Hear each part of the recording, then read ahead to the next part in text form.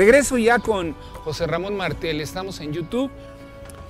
José Ramón, hablabas de que es un hombre de ilusiones y buena fe. Neta, así lo percibes, lo reafirmas así con toda tu experiencia, conocimiento, talento, de que sí lo ves echado, comprometido, de que de veras tiene esa garra por hacer esta transformación de la que él ha hablado, y que decías, el equipo. Pues sí, lo que pasa es que acuérdate que hay una frase histórica que muchos de los jóvenes, ojalá que nos estuvieran viendo o nuestros hijos puedan recuperar, que a veces el hombre tiene grandeza por la capacidad de rodearse de los mejores. Se atribuye, no con esas palabras, a Juárez, su éxito en su época, y cada expresidente de la República en el mundo, o líder en el mundo, siempre se ha dicho que quien es exitoso, se habla mucho de con quienes se supo rodear. De manera que, por ejemplo, y voy a hablar de un ejemplo claro, y voy a mezclar aquí partido y gobierno, ¿sí? De repente yo escucho a la secretaria de Energía que dice, hay que modificar la Constitución. Ah, caramba, pues, ¿en qué materia? Bueno, para poder corregir políticas en materia de energía eléctrica y de litio. Y digo, ay, bueno, muy bien.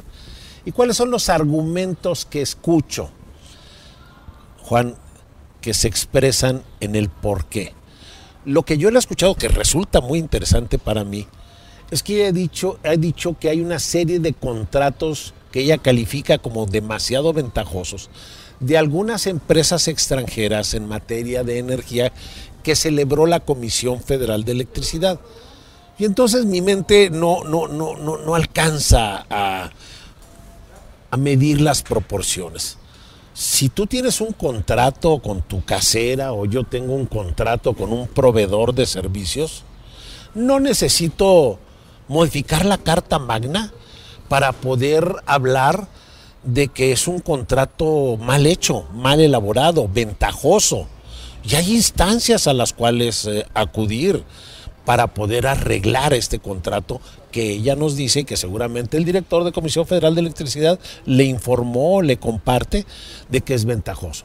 Pero de eso a que te preocupes por modificar la Constitución para arreglar este problema de contratos, reitero, es el argumento que yo he escuchado más sólido para el por qué se debe de modificar la Constitución. Digo yo, totalmente desproporcionado.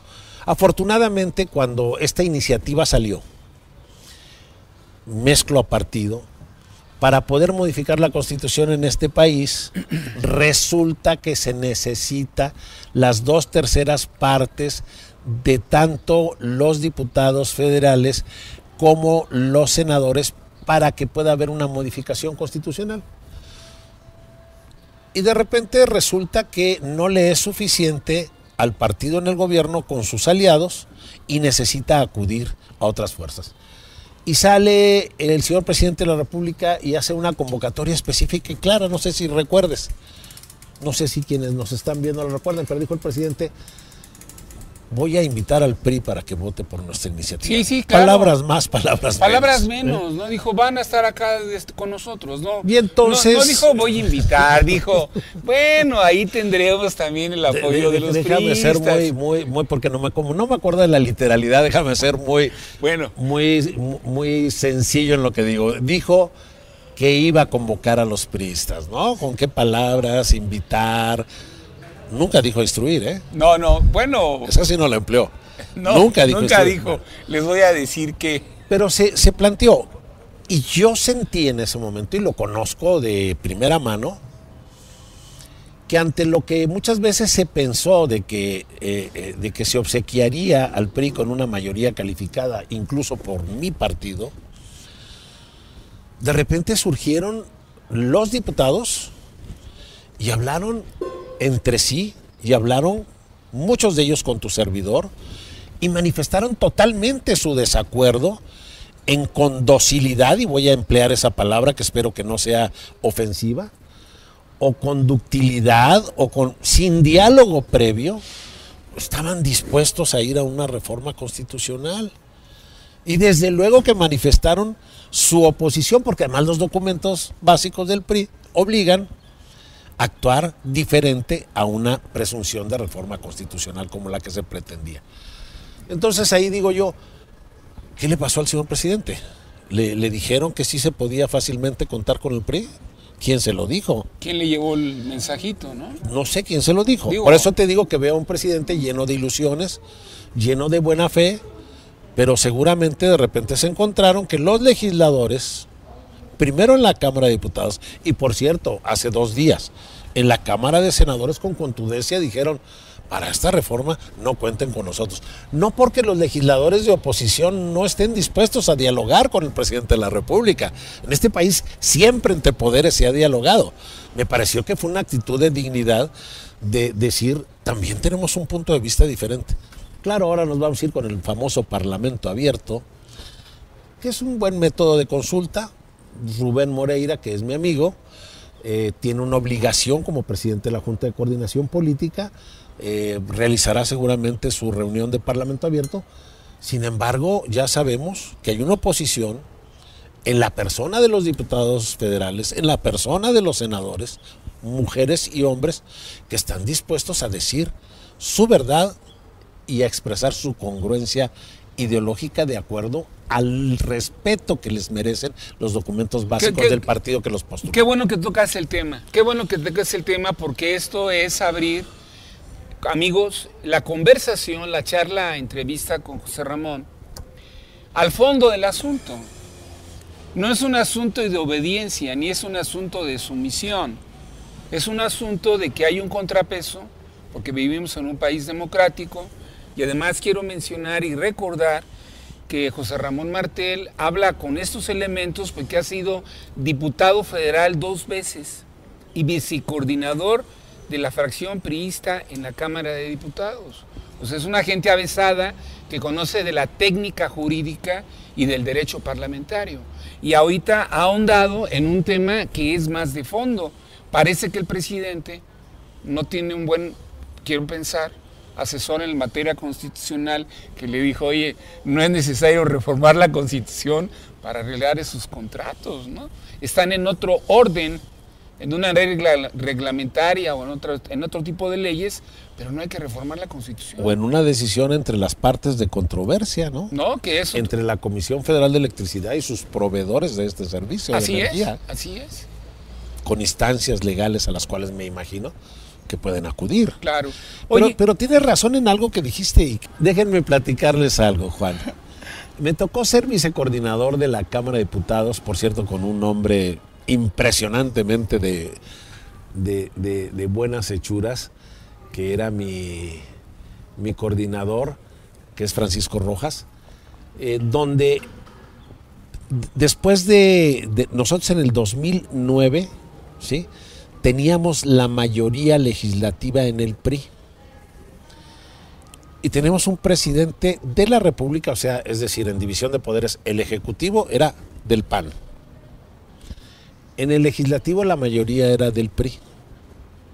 Y el Poder Judicial pues siempre ha sido autónomo, hasta ahorita.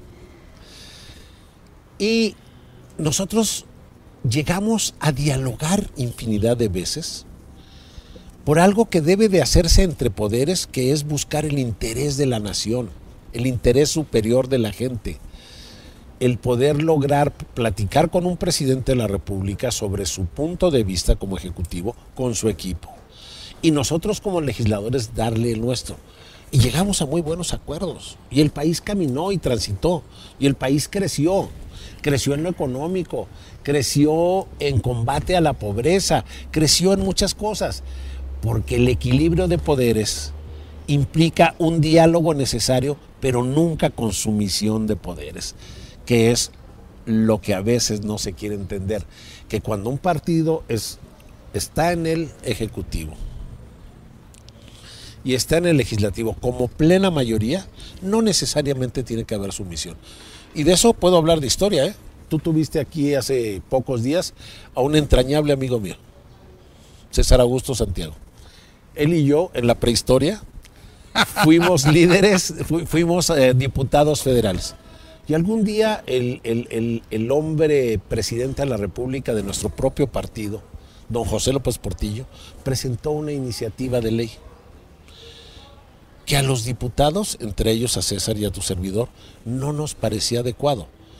Y puedo hablar de muchos nombres de la política. No le pareció tampoco a Beatriz Paredes, no le pareció tampoco al difunto Ignacio Pichardo Pagaza. Mira de qué tipo de cuadros te estoy hablando. Y podría seguir enumerando. No le gustó al que fue gobernador de Hidalgo, a Jesús Murillo Caram. No nos gustó a mucha gente. Y manifestamos nuestra oposición.